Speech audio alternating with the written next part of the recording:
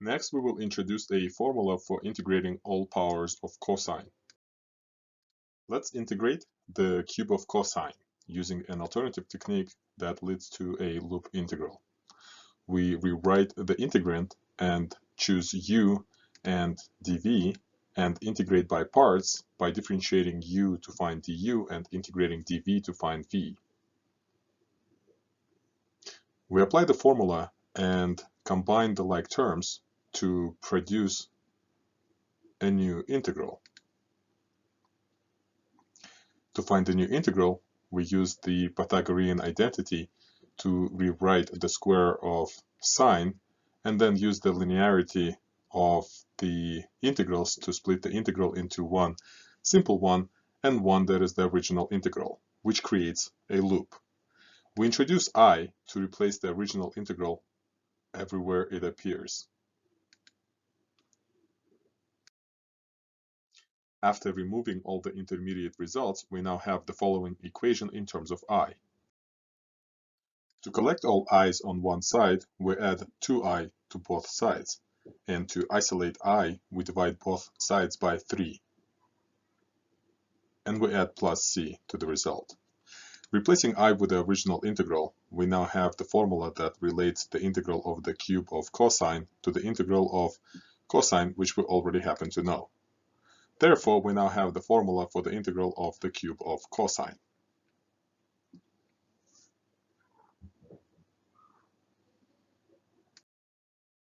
Note that trig identities can be used to show that this result differs from the previous one only by a constant.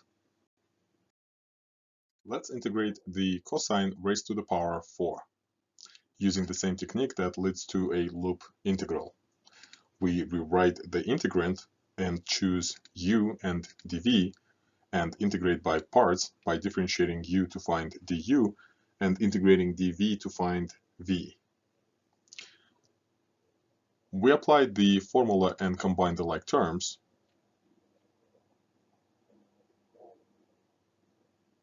to produce a new integral. To find the new integral, we use the Pythagorean identity to rewrite the square of sine and then use the linearity of the integrals to split the integral into one simple one and one that is the original integral, which creates a loop. We introduce I to replace the original integral everywhere it appears. After removing all the intermediate results, we now have the following equation in terms of I. To collect all i's on one side, we add 3i to both sides, and to isolate I, we divide both sides by 4, and we add plus c to the result. Replacing I with the original integral, and now we have the formula that relates the integral of the fourth power of cosine to the integral of the cosine squared, which we already happen to know. Therefore, we now have the formula for the integral of the fourth power of cosine. Note that the trig identities can be used to show that this result differs from the previous one only by a constant. Now we can integrate the cosine raised to any power n, using the same technique that leads to a loop integral. We rewrite the integrand and choose u and dv and integrate by parts by differentiating u to find the u and integrating dv to find v. We apply the formula and combine the like terms to produce a new integral. To find the new integral, we use the Pythagorean identity to rewrite the square of sine and then use the linearity of the integrals to split the integral into one simple one and one that is the original integral, which creates a loop. We introduce I to replace the original integral everywhere it appears. After removing all the intermediate results, we now have the following equation in terms of I. To collect all i's on one side, we add n-1 i's to both sides. And to isolate I, we divide both sides by n. And then we add plus c to the result. Replacing I with the original integral, and now we have the formula that relates the integral of the nth power of cosine to the integral of the cosine raised to the power n minus 2, which we can find using the exact same formula. We call this formula the recursive formula for finding the integral of the cosine raised to any power n. Let's use the recursive formula to find the integral of the square of cosine. To apply the formula, we set n equal 2 and replace every appearance of n in the formula with 2. After simplifying the expression, we now have to find the integral of sine raised to the power 0, which we already know. Let's use the recursive formula to find the integral of the cube of cosine. To apply the formula, we set n equal 3 and replace every appearance of n in the formula with 3. After simplifying the expression, we now have to find the integral of the cosine raised to the power 1, which we already know. We get the final answer after simplifying the expression.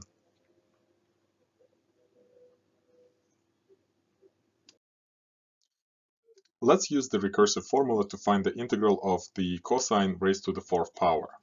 To apply the formula, we set n equal to 4 and replace every appearance of n in the formula with 4. After simplifying the expression, we now have to find the integral of the cosine raised to the power 2, which we already found in one of the previous examples of the application of this formula. We get the final answer after simplifying the expression.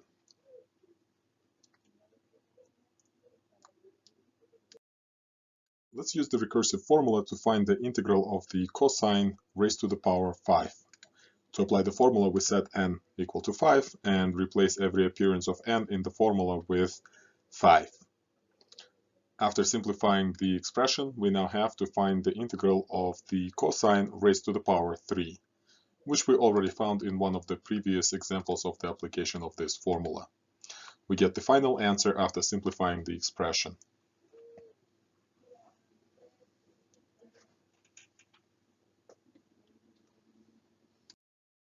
Let's use the recursive formula to find the integral of the cosine function raised to the 6th power.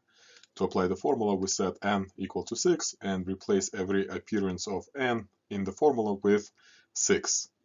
After simplifying the expression, we now have to find the integral of the cosine raised to the power 4, which we already found in one of the previous examples of the application of the formula. We get the final answer after simplifying this expression.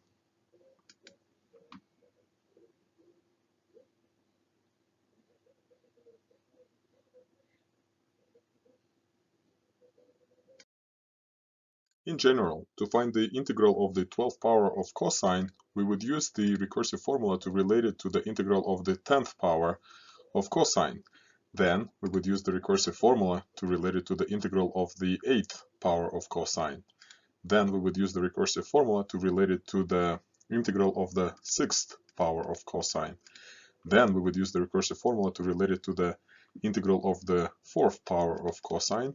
Then we would use the recursive formula to relate it to the integral of cosine squared, which we definitely know. And now can use to find the integral of the 4th power of cosine, which we can use to find the integral of the 6th power of cosine, which we now can use to find the integral of the 8th power of cosine, which we now can use to find the integral of the 10th power of cosine, which we now can use to find the integral of the 12th power of cosine, which is the original problem.